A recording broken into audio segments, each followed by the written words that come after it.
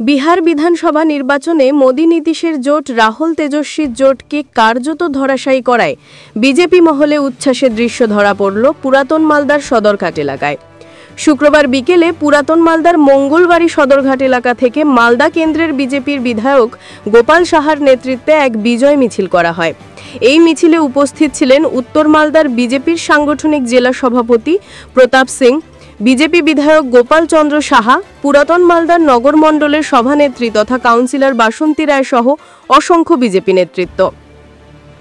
গেরুয়া আবির উড়িয়ে একে অপরকে লাড্ডু খাইয়ে বিজয় উল্লাস করে বিজেপি নেতৃত্বরা।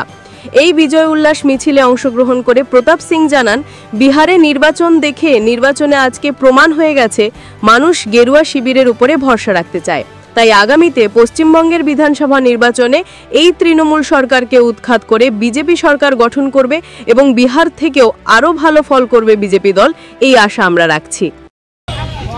দেশের যশস্বী প্রধানমন্ত্রী, বিশ্ববরেণ্য নেতা মোদিজির নেতৃত্বে বিহারে আমাদের অন্যতম গুরুত্বপূর্ণ শরিক নীতিশ কুমারের জেডিইউ ঐতিহাসিক যে জিত বিহারবাসী আশীর্বাদ করেছেন, তার জন্য বিহারবাসীকে যেমন ধন্যবাদ জানাই।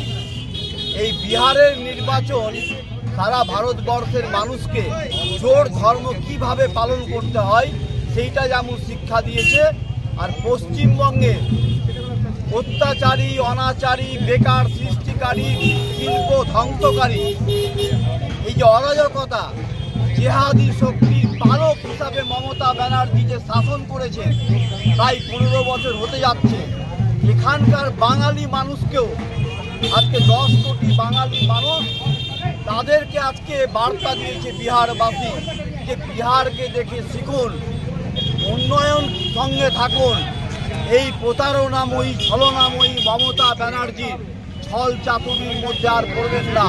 সোনার বাংলা করতে হলে মোদিজির নেতৃত্বে পশ্চিমবঙ্গে আগামী 26 সালের নির্বাচনকে বিহারের থেকেও ব্যাপক মার্জিনে তৃণমূলকে পরাস্ত করবে, তার অঙ্গীকার 10 কোটি বাঙালি আজকে গ্রহণ করেছে।